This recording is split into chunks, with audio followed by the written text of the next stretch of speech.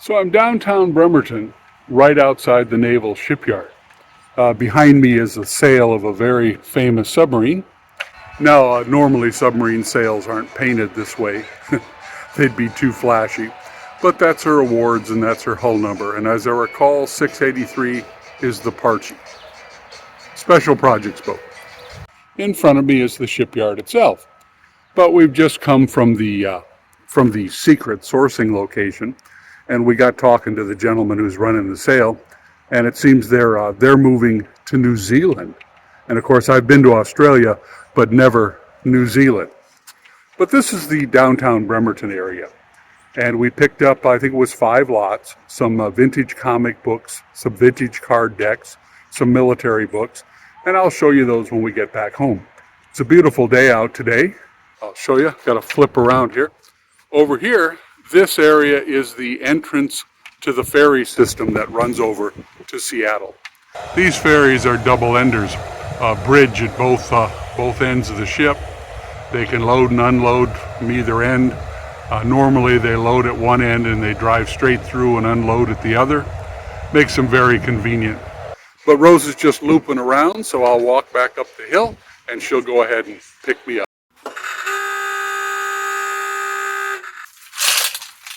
Hello, this is Brian. I'm down at the packing bench. One of the items I'll be packing today, you can hear it. It's a bunch of loose fuses. You get a little collection like this. One of the words I enjoy is Gubbins, a little group of small items. These happen to be glass fuses, and you can tell they're loose in this case. So I'm going to end up stuffing a little bit of soft foam or something in the different pockets so they don't rattle their way across the country. But yeah, this is something from my own shop, surplus. I didn't need it, so I've put it up and I've sold it. And another interesting item, let me turn them around here, playing cards. I have an affinity for unusual older decks of vintage playing cards. These happen to be missile systems that one of the Beltway Bandits, the companies that provide military equipment, Raytheon, even though this was a used deck, they actually brought very good money. And tomorrow morning, Rose and I will be on the road to make a quick run up to Bremerton for a different auction house than we usually go to. And one of the lots I picked up a half a dozen lots. One of them included several groups of older vintage playing cards and poker chips. Primarily, I'm after the playing cards, so once I get them back here, I'll show you some of them in a video. And I've sold several sets of playing cards recently, and some of them, especially if they're vintage, unused, new old stock with the instruction cards, they can bring very good money. But anyway, we're going to go ahead and stuff some filler in this one and get it packed up, and then this one. They'll both be going out in boxes. At the cost, at the value someone paid for that deck of cards, I'll box it for presentation. Now the case of fuses, I'll box it simply because this is old plastic. So that'll allow me to give it some more protection as it travels across the country. All right, I'll get these packed and get them out. Hawk and Sparrow missile playing card double deck, $24.79 plus shipping. And this was a used deck. There were 0 like it up on eBay when I comped this. So yeah, I went for the top of the market. I figured somebody would really enjoy these as a collectible. And we'll put them in the small box, the 6x5x5. I'll cut it down to height and we'll lay them in the bottom, protect it well, and it'll present to the buyer. Here are the playing cards, all packed and ready to go. 12 ounces, well protected. They'll present well.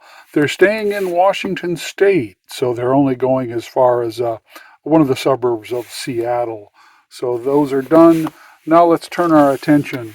And like I said, I like the word Gubbins, which really is just a group of small assorted items. And what I'm going to do is I'm going to take some of this thin foam here, cut it into pieces, and I'm going to put a piece in each of the pockets just to stop the fuses from moving around during transit. And there it is. Not perfect, still some rattle, but this way it won't be so aggressive as it travels through the post. And we're going to box this because, like I say, the case is old plastic. We'll get her measured up, find a suitable box, and get her wrapped. And there we go. A box of Gubbins being shipped to Minnesota. If you're unfamiliar with the term, Gubbins is like doohickeys and hickey-doos and whatchamacallits and thingamajigs, though Gubbins is a little bit more specific in that it's a group of small items. Well, in this case, it was a small container full of assorted glass fuses for old-style automobiles, vintage electronics, that type of thing. They came to me exactly that way. I used a few over time. I'm really not doing that kind of work anymore, and I've got even more over in the green barn that I brought down from the old house. So, time to surplus some of this and pass it along to a buyer. You never know. You look around your shop, you'll probably also have some surplus Gubbins to sell. This is Brian. I'm outside at the lake. Saturday morning. It's funny how different a day makes. Today would be an excellent day to record a video. No geese, no wind, no chainsaws. I do hear a small plane in the distance. But today it's road trip day. Rose and I are heading up to the town of Bremerton. It's about 50 minutes away from here, to a location just a couple of blocks away from the Navy Shipyard. We like that old area. It's the old part of Bremerton. Going to do an auction pickup. Not a great number of lots, but some interesting stuff. There's the mothball fleet kept at the Navy Shipyard.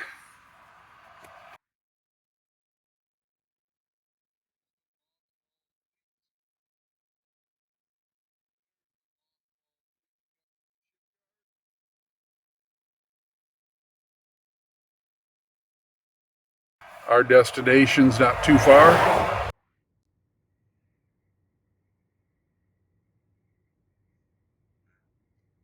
Well, we've arrived at our secret destination, our secret sourcing destination, disclosed to only a select few. Yeah, it's time for an auction pickup. Well, we're back to the house, and I've got the lots spread out here on the table. I had taken a couple of copy paper boxes and an IKEA bag, but the gentleman had it all boxed and bagged up and ready to go. Two of the lots, large stacks of Richie Rich vintage comics. These are the 50 centers, boarded and bagged. Those should have a good amount of value to lot up. Here's a lot full of Air Force and military books. That's for Parche Air Force Base. That's in California. Here's a group of ephemera and playing cards for United Airlines.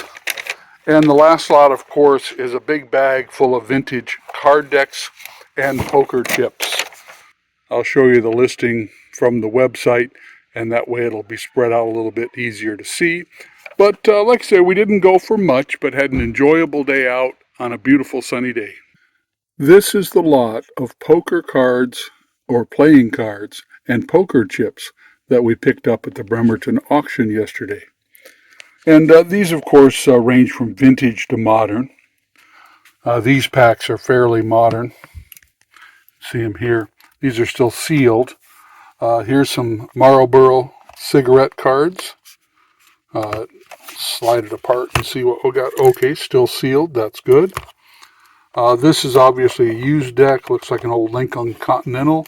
But I like these old playing card sets. Yeah, these are Galaxy. So that's a nice pattern. Naval, an old sealed deck. This one's from a country club.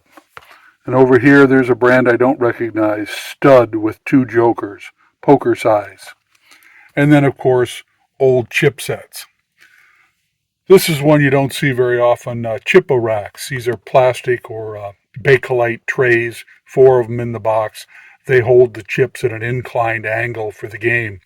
I'll have to check some of the value on these, because what I do on a day like this when I'm making up consignment lots, I look for those that might be worth selling on eBay, and if they don't have that value, the half that don't have the value to separate, I'll put them together and send them to the local consignment auction. And I'll look around and see if I have some other old poker chips and things in my standby piles.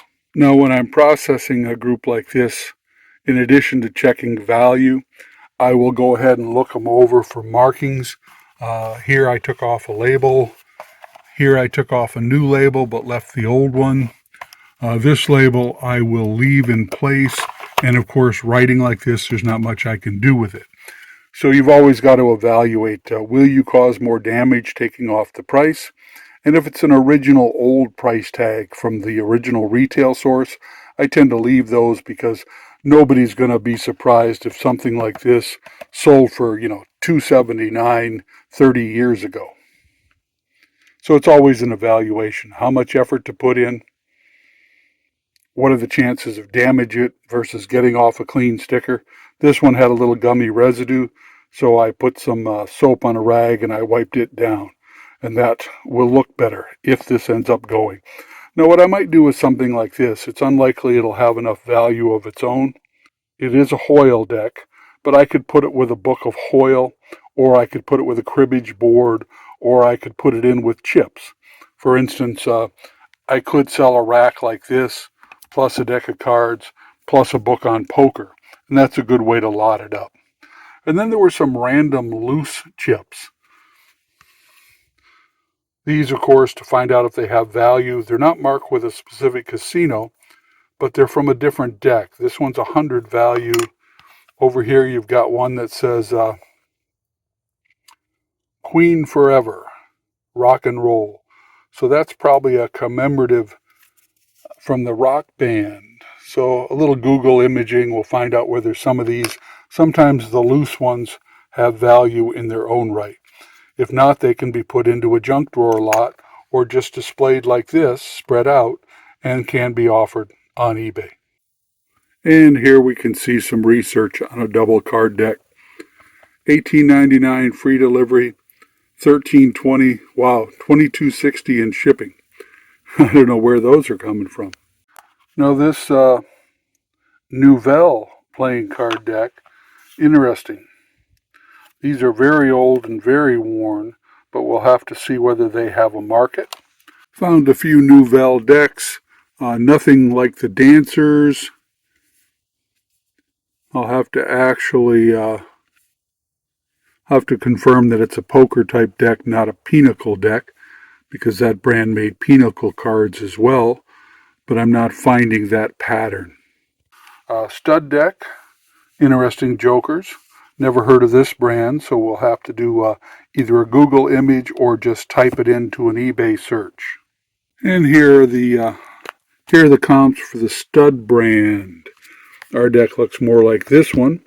We'll have to confirm it's complete, but that seems to be a $10 item plus ship. Yeah, it's funny how you get a big group of these items, you can pull some value out of it. Well, here's another reason it's a good day to make a road trip, ride around in the car.